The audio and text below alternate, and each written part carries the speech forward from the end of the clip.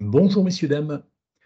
Nous allons passer une demi-heure ensemble sur le thème des PFAS, un sujet qui intéresse beaucoup les entreprises, étant donné l'activité réglementaire actuelle à ce sujet. Je vous propose de procéder de la façon suivante. Le premier quart d'heure, c'est une présentation pendant laquelle je vous demanderai de ne pas poser de questions, et puis on va garder un quart d'heure à la fin pendant lequel vous pourrez poser vos questions et j'essaierai d'y répondre. La première partie, le premier quart d'heure, est enregistrée. Par contre, la deuxième partie, lors des questions-réponses, ne sera pas enregistrée.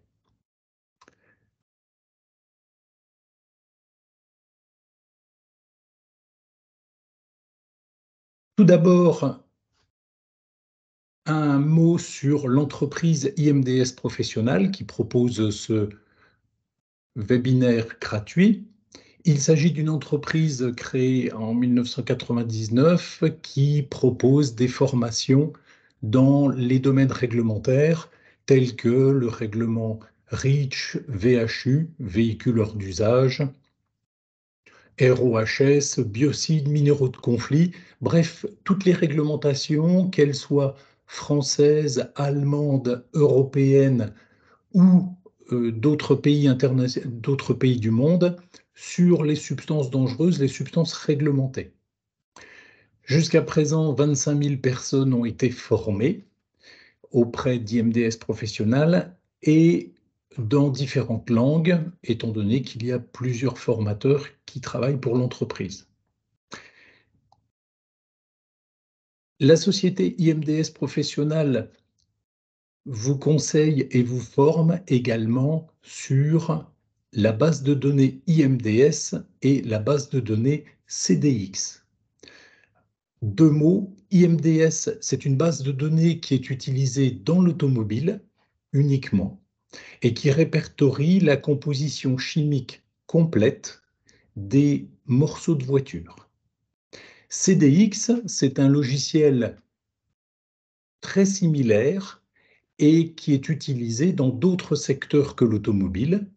Par exemple, Airbus l'utilise ainsi que sa chaîne d'approvisionnement pour la composition chimique des avions.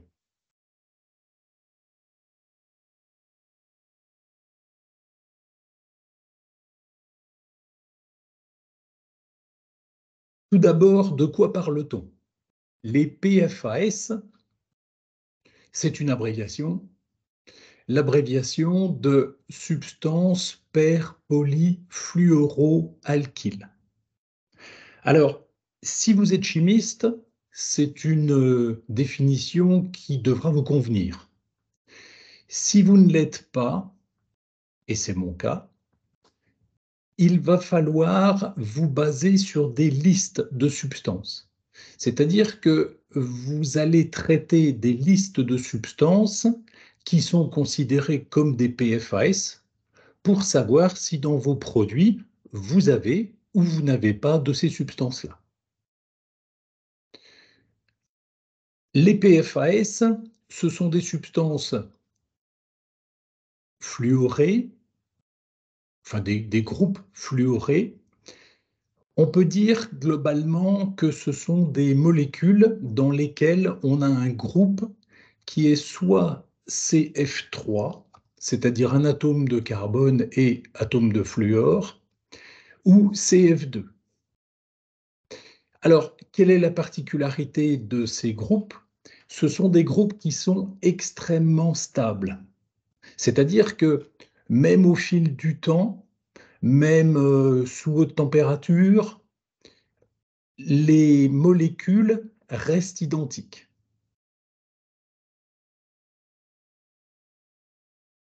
Il existe un guide de l'OCDE, que vous pouvez télécharger sur ce lien qui est donné en page 3 et qui vous donne des recommandations et c'est un guide pratique sur les PFAS.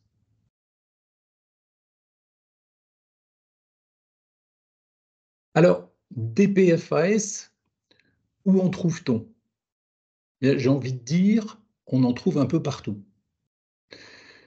On en trouve dans des gaz fluorés, dans des liquides de refroidissement, dans des produits des tensioactifs, des agents de démoulage, des revêtements de surface, oléofuges, donc qui chassent l'huile et la graisse, des revêtements anti-salissure, des revêtements hydrofuges, donc qui ont tendance à repousser l'eau. Donc les applications sont extrêmement variées, on en verra d'autres, et vous connaissez certainement des plastiques haute performance tels que le PTFE, plus connu sous le nom de Téflon. Alors, il n'y a pas que le PTFE qui est fait à partir de PFAS, il y a également des matières caoutchoutées telles que le FKM, peut-être le connaissez-vous sous la désignation de Viton. Donc, c'est un élastomère qui a de très très bonnes performances, notamment tenu à l'oxygène, mais la contrepartie, c'est que ce sont des liaisons extrêmement stables et donc sont concernés par les PFAS. Donc les PFAS vous entourent aussi bien au niveau personnel qu'au niveau professionnel. Dans beaucoup de produits autour de vous, vous êtes soumis aux PFAS.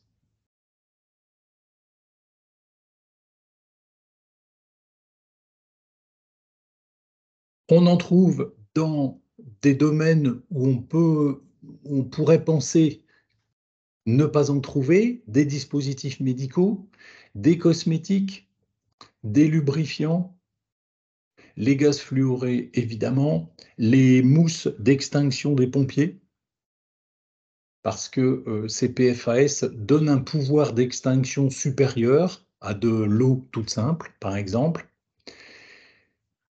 Le ski pour tout ce qui est glissement, le travail des métaux, tout le domaine des textiles. Alors, c'est le domaine au sens large, on regroupe dedans les tapis, les ameublements, toutes ces, le cuir, les vêtements font partie de l'ensemble textile.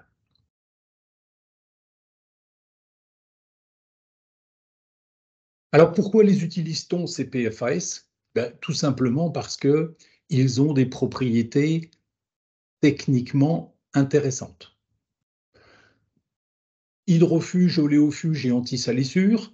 Donc, typiquement, ce sont des produits qui ne vont pas retenir la graisse, ni les huiles, ni l'eau. Ça peut être des revêtements pour les sols.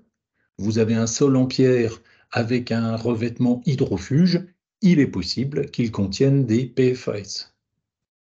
Vous avez des vitres auto-nettoyantes qui, normalement, ne se salissent pas. Elles peuvent contenir des PFAS. La poêle Tefal qui a un revêtement en PTFE a été fabriquée à partir de PFAS. Les PFAS ont également des bonnes propriétés d'isolation électrique et thermique. Les PFAS résistent très bien à la température et ce sont de très bons réfrigérants, donc gaz utilisés dans les compresseurs, dans les réfrigérateurs notamment.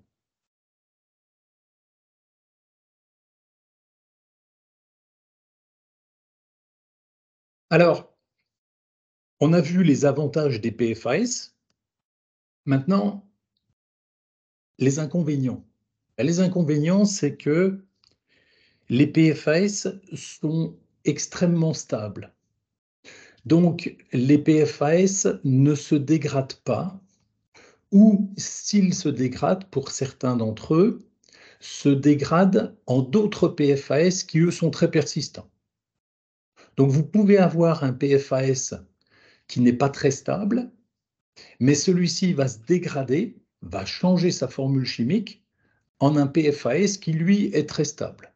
Donc, résultat, vous avez quand même affaire à des PFAS persistants.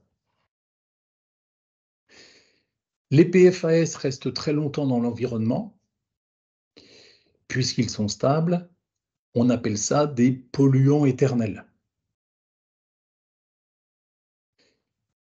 Les PFAS s'accumulent dans l'environnement, donc ne disparaissent pas, et posent des problèmes de bioaccumulation, c'est-à-dire si vous en ingérez ou si vous êtes soumis à exposition aux PFAS, votre corps va les accumuler.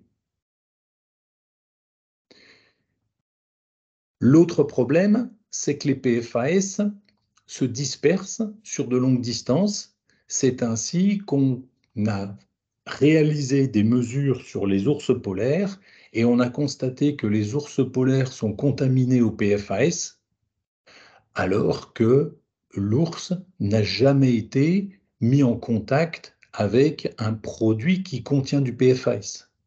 Mais les PFAS se déplacent, se dispersent avec les vents et polluent l'ensemble de la planète.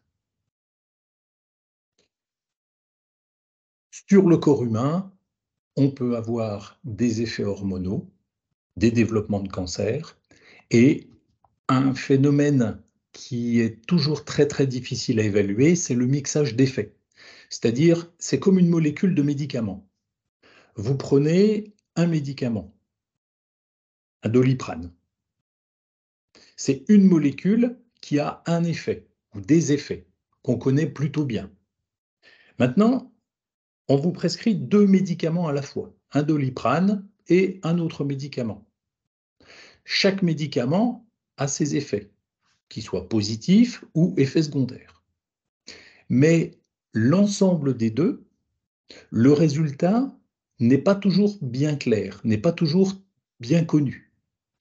Avec les substances chimiques telles que les PFAS, c'est pareil.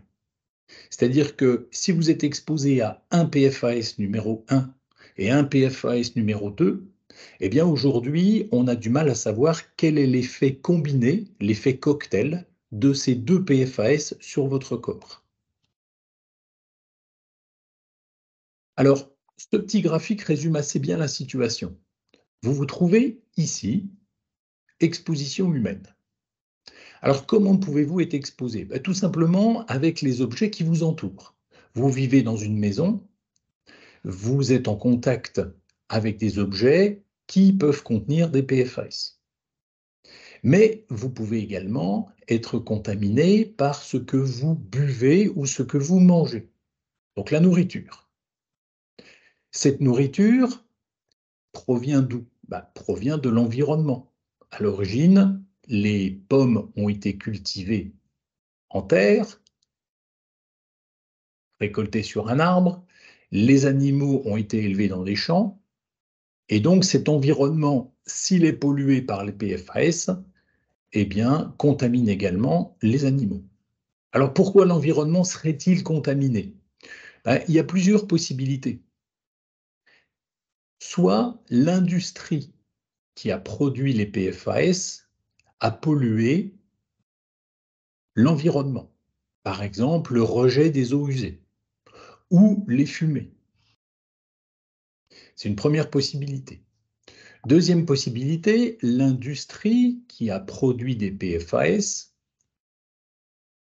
a éliminé des déchets et ces déchets ont été traités, mais certains d'entre eux se terminent dans l'environnement, se retrouvent dans l'environnement quand même.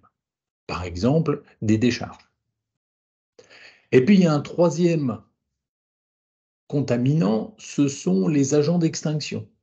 C'est-à-dire que chaque fois qu'on va utiliser, alors chaque fois, je relativise, mais lorsqu'un incendie va être éteint, vous avez utilisé, les pompiers en général, ou vous si vous avez un extincteur, vous avez utilisé des PFAS qui, lors de l'extinction d'un feu, se retrouvent naturellement dans l'environnement.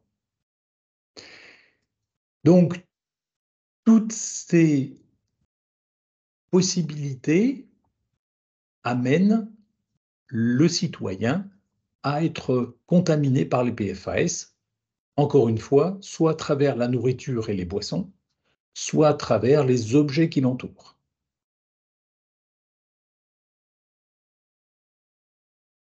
Ici, à nouveau, des exemples de secteurs qui utilisent des PFAS. La liste est quasiment illimitée, encore une fois, en raison des caractéristiques intéressantes, techniquement parlant, des PFAS.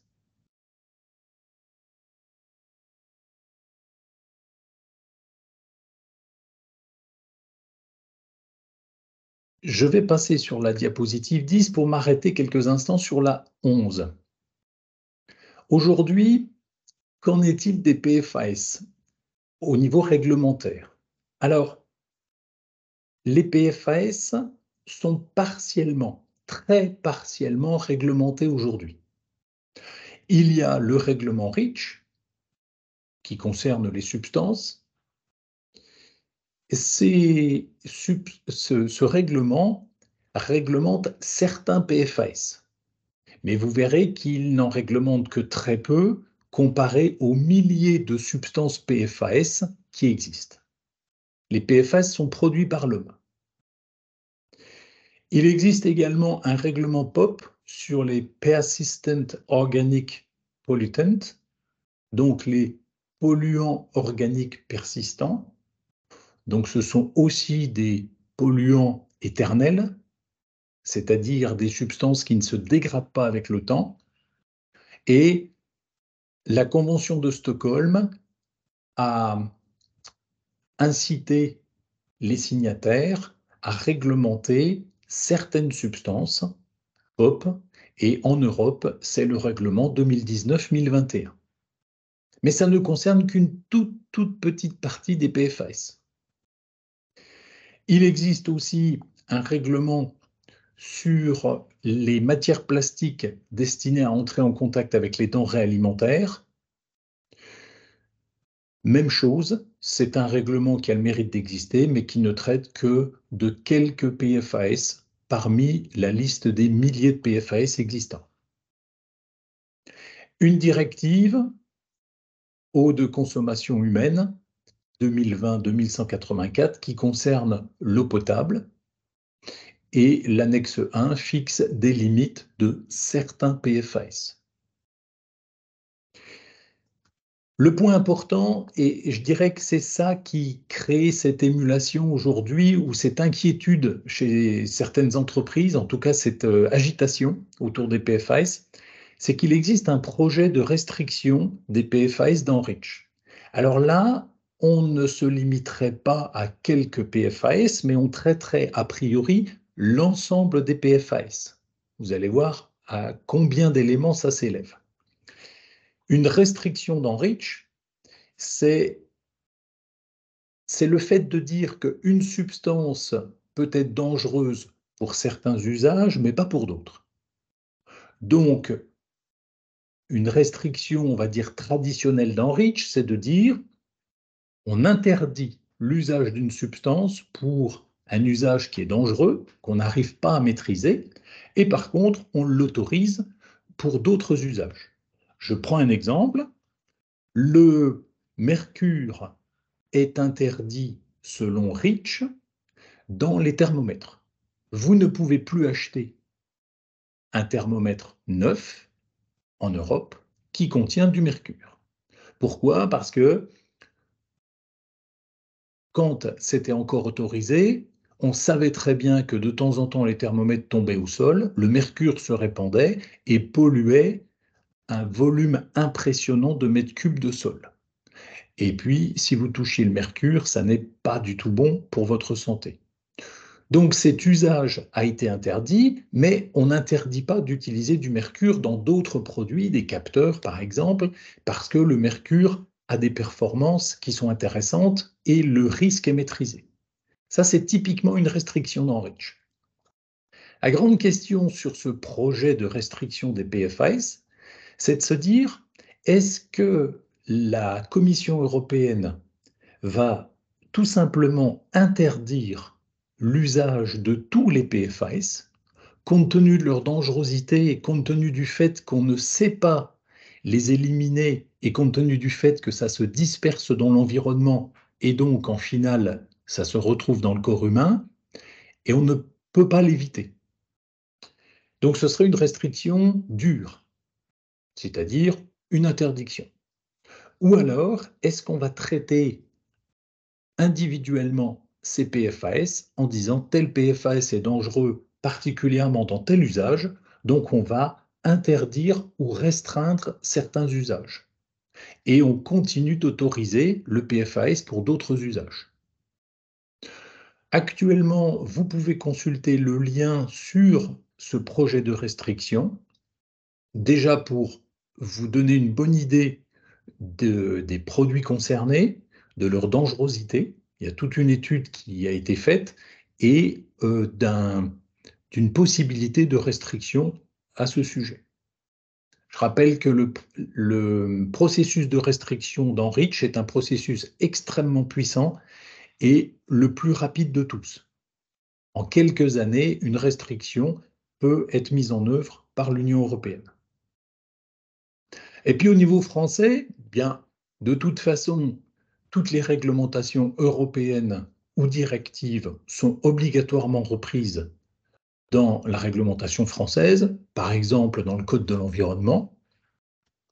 Et au niveau de l'ANSES, il y a un plan d'action PFAS 2023-2027 sur les PFAS pour mieux connaître leur impact et mieux contrôler leur utilisation.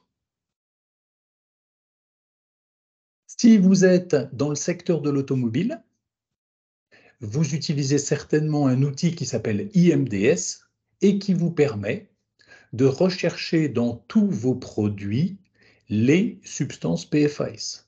IMDS a ce qu'on appelle un groupe de substances PFAS qui contient des milliers de substances et ça vous permet de faire des recherches assez puissantes sur vos produits qui contiennent d'éventuels PFAS. Alors, les PFAS, vous entendrez beaucoup de choses sur les quantités. On parle de 12 000 substances, parfois de 4 700, de 6 000. En fait, la liste est tellement grande qu'on ne sait pas très bien encore aujourd'hui quelle est la liste exhaustive de ces PFAS. Les PFAS sont évidemment à bannir dès que possible. Ça veut dire le maître mot. Si vous pouvez vous passer des PFAS, passez-vous-en. De toute façon, vous aurez de plus en plus de contraintes liées à ces PFAS.